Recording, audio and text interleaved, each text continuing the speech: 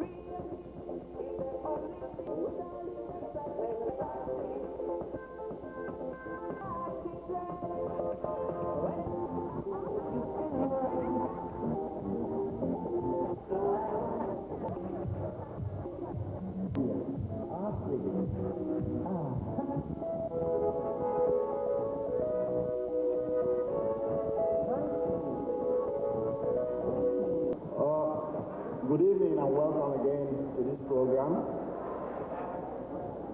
Before I give my address, I would like to recognize the people that have helped us build this together and put this night, the festivities of this night together. Especially, I would like to thank all our members. And especially, I want to recognize the executive members of Onitsha Ado Association. Ladies and gentlemen,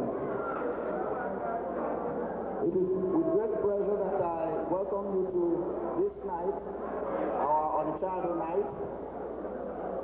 Our entire membership are very glad that you have come tonight to participate in our great fundraising and cultural event. Our gathering tonight is an auspicious beginning to our effort to remember who we are and where we come from. And we have come from a far and distant place on the banks of the river Niger, the majestic Niger. Most of you have come to the United States in search of the proverbial golden fleece. We intend to go back and use the acquired skills to help build our motherland. Therefore, we must not lose sight of the immense difficulties and suffering our people are now forced to endure due to circumstances beyond their control.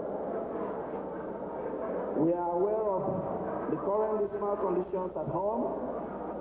Instead of improving the quality of life, we are seeing a regression into the dark ages. Our great culture and all that we hold there is decaying due to hunger, starvation, disease, the breakdown of law and order, and every that has plagued and permeated our society. The state is unable to meet its vital obligations to our people, vis-a-vis public safety, health care, education, and the list goes on and on. We cannot fold our hands here and pretend that someone else will come and free our people from this predicament. It is incumbent upon us as indigents who are placed in better circumstances to help in any way that we can to alleviate this suffering. The time to act is now, and we must not wait.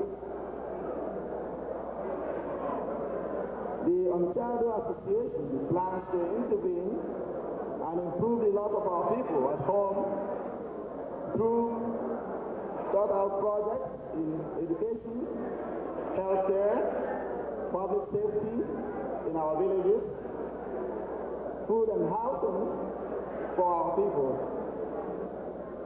That is why we have asked you to come here tonight to help us raise the necessary funds for implementing our plans that are designed to achieve this goal. I am confident that our sister organizations, many of whose members are here tonight with us from so many places from the United States, again, because we need this leverage and strength that associations bring when people come together. Yeah, we had it at the Howard University. We asked the Howard University, the school, the people that rent the place, to rent it to us, lease it to us for the night. We organized ourselves, and some of our friends, like Dr. Wanze, who is a lecturer then, who was a lecturer at the Howard University, so suggested to me that we could use Blackburn Center for our next gala night.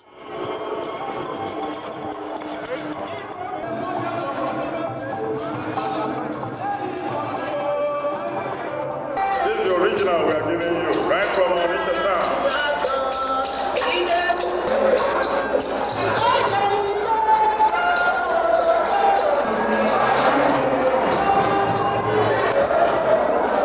Monsieur Ike, Ado N'Idu, Monsieur Ike, Monsieur Ike. So that was how that of Howard University came up. Then with that, the same thing happened. We invited a lot of people. By then, we have grown. You know, we have grown. We have more than about 30 or 40 in number then. We're going to 50, about 40 something then. It was nice seeing how the Onitsha community was growing, because a lot of other people were relocating and settling down in this area. We had dance, we had the music, we had good food, and we had the masquerades, and that was really awesome. So we invited all the other people, like New Jersey branch, New York branch, Chicago, California, and some of the respondents. We reached out to them, the other groups. Atiku, the former vice president of Nigeria, was there with his wife, who was a girlfriend at the time, with Jennifer, who was our member and was our secretary. Jennifer and Iwen Jora.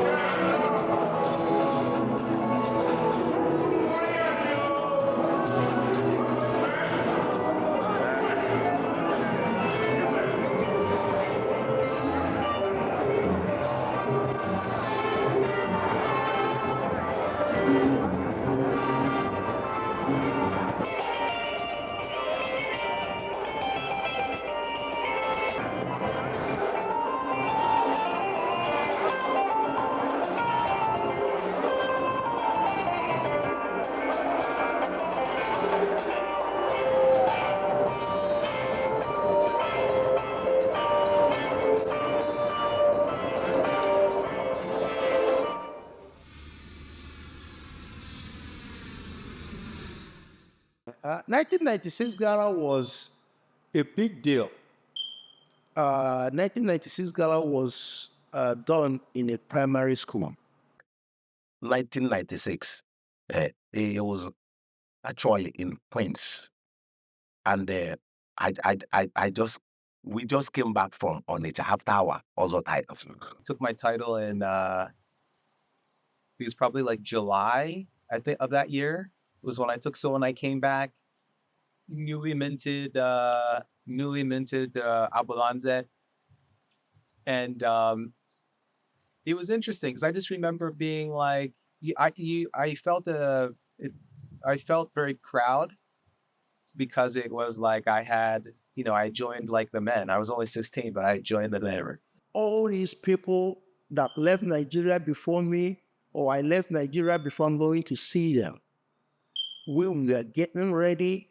I ironed my clothes, 3 sets of clothes for the 3 days to make sure I'm not late. I'm going to meet everybody. And it was great. The way we did that gala is we do the cooking. The women, everybody will be assigned to what to cook. We don't have a caterer. And then we do everything. Once we get the hall, we have a DJ, but every other thing is done by the community. People that will come from outside, everybody will open their house.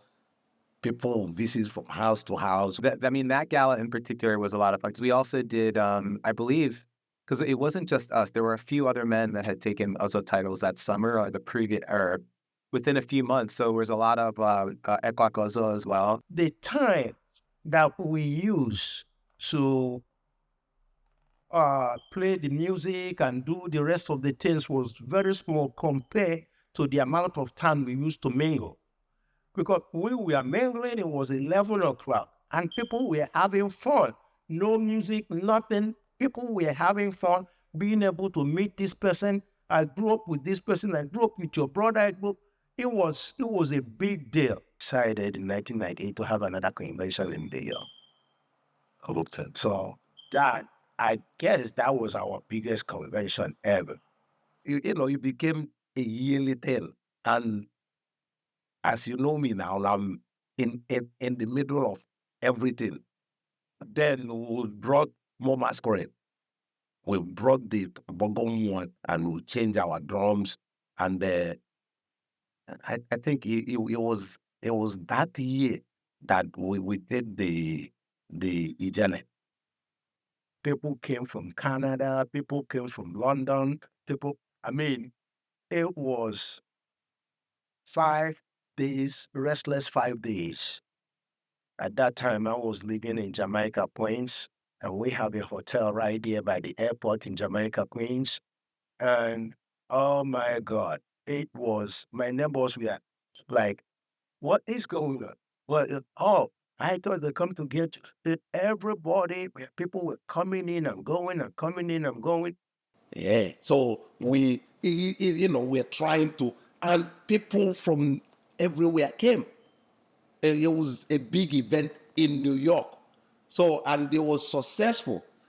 At a point in my house, if I am getting out of the house to go to the hotel, I will leave the door open. There's food set up in the dining area. I will tell the people that will come, especially people from Detroit, I'll tell them, go through the back. You go through the back, the door is open, you get into the house, there's food, there's drink. And they will be in the house until I come back, and it was a great time.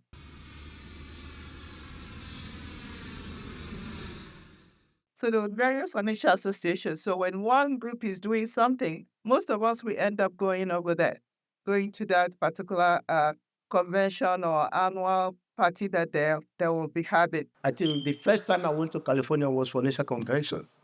Okay. So the same thing, the first time I went to Atlanta, the same thing. The first time I went to Houston, it is not just Onitsha convention, but it opens your eyes to the area you are. We are here in the United States. We'll be able to say, oh, Houston is this, New York is this, Boston is that, Atlanta is. So all these places I went in those days, within 10 years, I went to 10 states in the United States because of Onitsha Association. You know the people, you know the place.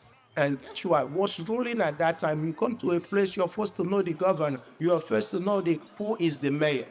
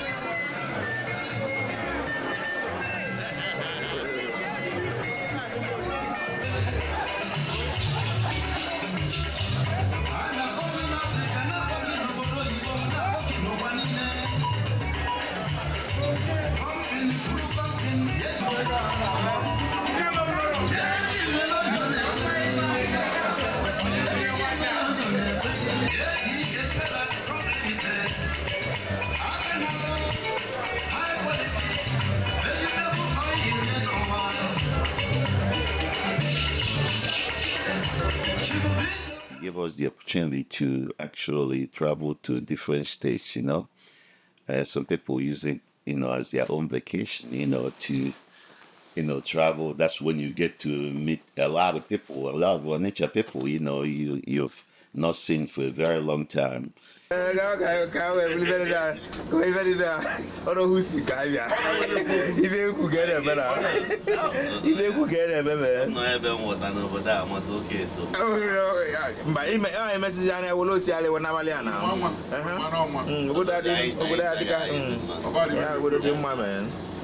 Ratela varela bulu omaliko man. Akaka. No.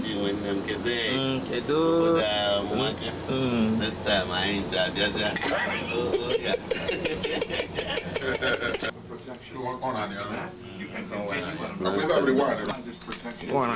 One I didn't know very careful. One I did. He says Ralos if you go. Oh yeah. Now about my background about the very nice background of the even educate. Nah, the hotel like you. All the car will.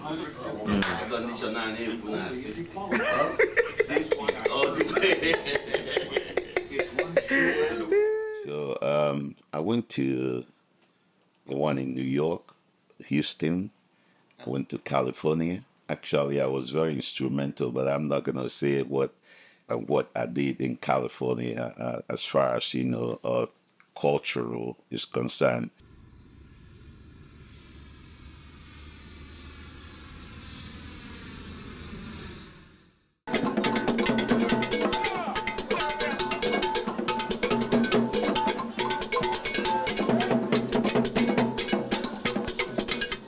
It was trying this gala that I truly know all these other people in Onitsha.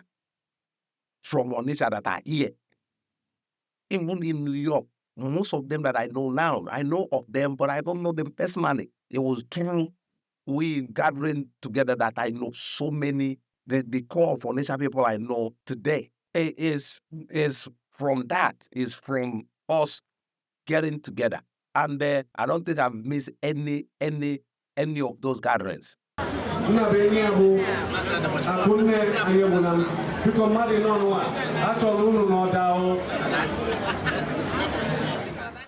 was really an exciting time. And we were hoping that you guys, these our children that we are raising here, especially that it provides an avenue for you guys to see each other.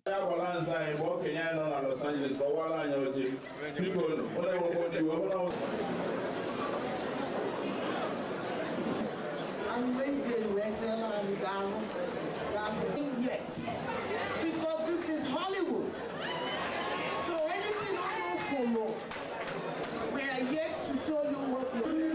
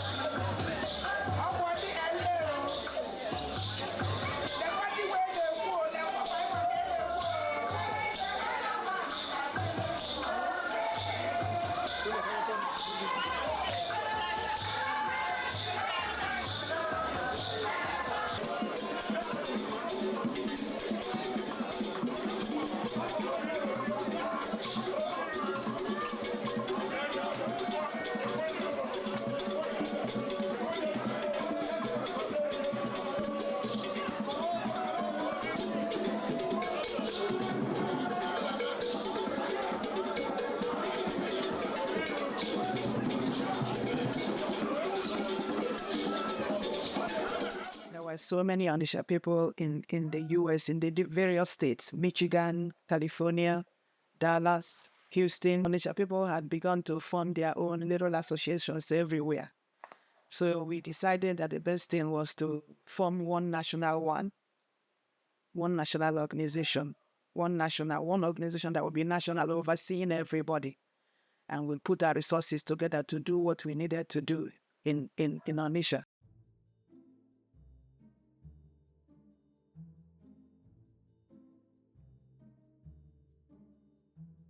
The discussion was more of hunger amongst the people wanting to get together, because some of them were doing the conventions in their own little community, but they felt that there was a need for them to get something bigger. It wasn't for the cultural exchange, it was for the opportunity to harness everything we have here to make a bigger difference at home.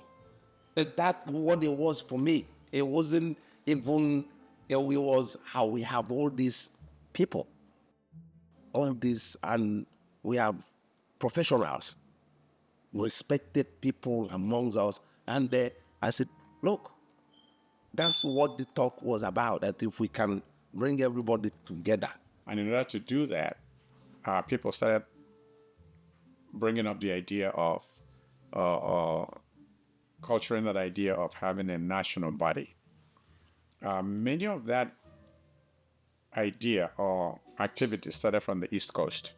Maryland, New York, Washington, Boston, they were interested in such an activity. So it was after that of Howard University, we started talking about making it a national body, Onitsha, in the USA. So they kind of presented to different local chapters, and people saw the need for one. Okay, so during the time before the 1997 convention in Maryland, there were several meetings, and people were invited to come to those meetings. There was this conversation about finding one union of Onitsha people all across the United States, right? And after that first conversation that was had, the meeting, because there was a meeting point for anybody that has from different parts of the United States to come to Hyattsville for that conversation to occur, for them to tease out how things are going to work. It was in Akonde's house, and we attended, and at that time, it's just to have a definition of what we are going to do and how we are going to approach our membership. You had several people. Akoni Anwolisa was there. Nini Abo Anabenyi. Akone Anyebunam was there. Meko Nian. I was there. Onwolie was there. Nabenyu Olie was there. Akokali Honora was there. Nnamdi Anyamene was there. Chuke Guatu was there. Sylvester Oposa. Quite a few people came to that event, and they all talked about how to create this big national body. And it was very collegial, and eventually people thought that it was a good idea. What took time was finding a name for the organization.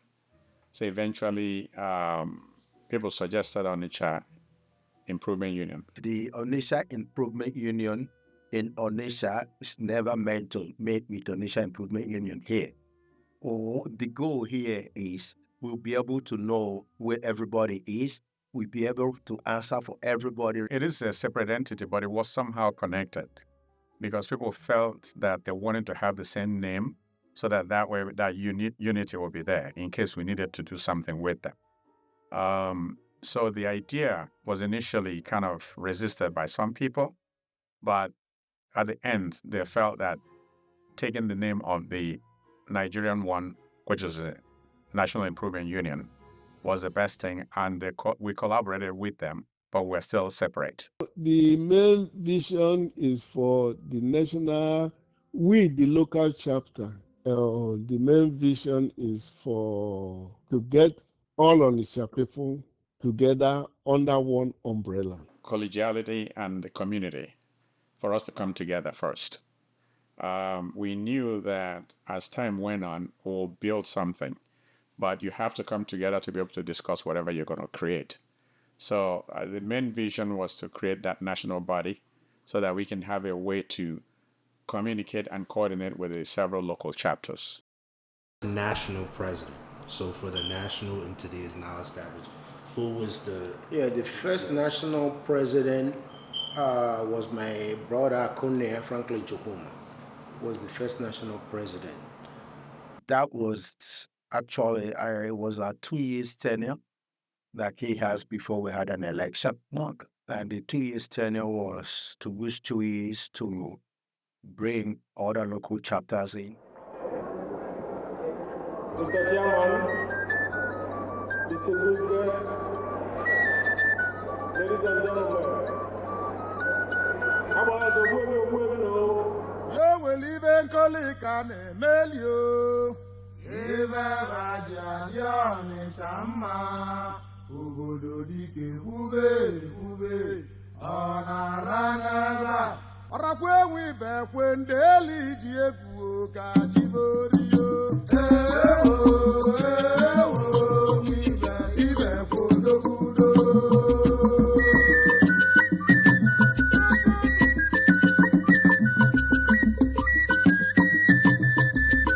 My dad was, I used to describe my dad as being kind of like Bill Cosby. I don't know if you ever watched Cosby Show. Not the later seasons, like in the very beginning, early seasons, where he was very fun person, but also a disciplinarian and could be serious at times. He was very much like that. Very big on education, very big on making sure that me and my siblings knew who we were, where we came from. Akonea is my dear brother who yet thinks when you talk about Chukuma family, Akonea is the architect because of his unselfishness, because of it, and he had a sense of duty. He was a consummate Onitsha and for him, like everything he did socially, even of interest-wise, tended to be about Onitsha and like the culture. Akonea is the easiest person you can deal with. Akonea, he thinks for everybody. He's doing stuff and he's thinking, how does it affect Akonwata? How does it affect? Only how does it affect the people? And he made so many sacrifices, so many. Akonea was a breath of fresh air. My father respected him. I've not seen somebody that my father respect as much as he respected Akonea. Earlier on, the first money I made, I want to take the Oscar title. So when we finally did, my father passed because we were on the precipice, we were planning, and then my father died. So we have to be fight for a whole year. And my dad told us, if I die, don't come and don't come and bury me and do the second burial and just come bury me, go back. When you guys then plan to do the second burial, reassemble the family again, and then come and do that one. So we planned in a year, go back and do the second burial. But immediately after the second burial, we'll take the other title. To be honest, taking my title, as a kid, it was something I always knew that I wanted to do, but it kind of came unexpectedly, if I'm being very honest. At the time, this was 96, so I was maybe 16 years old, I think at the time. My dad was going to go back because Akonwata and Apende were going to take their title. And we had a third uncle. I don't remember. I'm not sure who it was. I think it was Uncle Joseph, who's since passed, perhaps. I think he was supposed to take, the three of them were supposed to take the title together. So I was going to go with them just to come home and, watch everything. And last minute, the third, again, I don't remember which uncle it was, but decided he wasn't, for whatever reason, he wasn't going to take the title. So maybe a month before we leave, my dad is like, okay, you're going to take your title. So I was like, oh, okay. And at that time, I only knew of one other person that had taken their title at that age. Oboli Boja, his son, Franklin. I don't know. I remember. I think his title name is Akunya. Akunya is his title name. I think he must have been maybe 11 or 12 when he took his title. In 1992, we went to his house. We were having a meeting, and we looked at each other, and he said to us, in a few years, Onitsha will reckon our family as one of the great families of Onitsha, that is charging us to do whatever that we need to do. He was our leader. After taking the title and going through the process, I definitely felt, at least with myself, a desire and a responsibility to participate in a lot of these things. You know, in the beginning, it was really out of a desire. I think for my dad, really just to be able to give back. And I think part of that was, after we took our title, my dad was doing a lot of things on his own. He was raising money for the church. He would, was definitely trying to help people here and there.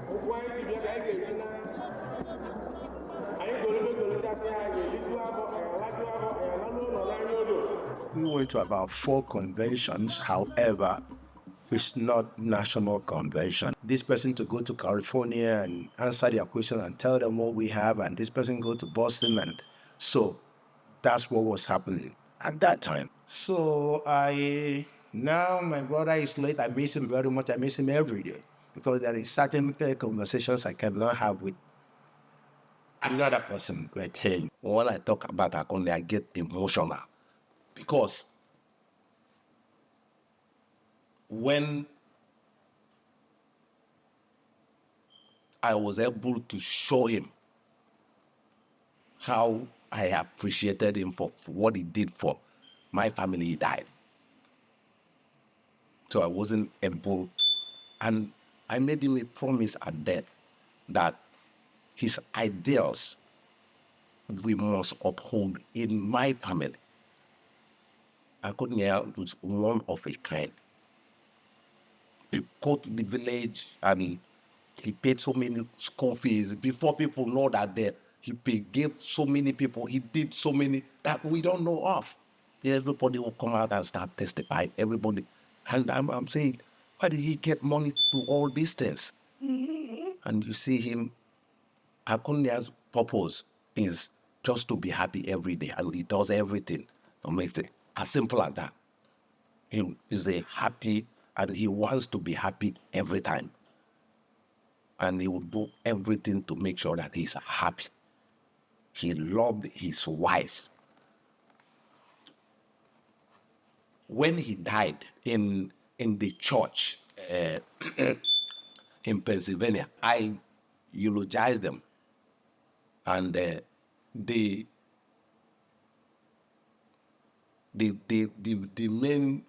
main core of my eulogy to the Onitsha was peace. Only I was a person, peace. Peace. I mean, he took that after my dad. I have to learn. That's not me. I'm a fighter. But I have to learn from Akonde. I have to learn how to treat a wife, how to be a man in my family from Akonde. The best way to learn is to learn from a good example. And Onya provided that for us. He relates to everybody in their own. Everybody. And you call him, he's there. And he would do all these other things. He's all over the place. And that's the man. And Onitsha lost a dear son, because if Akolia would have been alive today, I'm sure he would have been one of those in the right arm of our king, doing things for Onitsha. But as in the Tiwa, it was all the letter.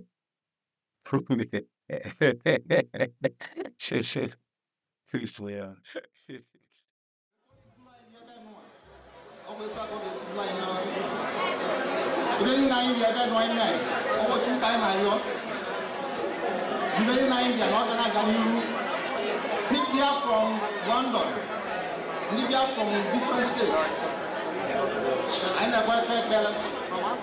The national organization, of course, was an organization of all organizations of our nation.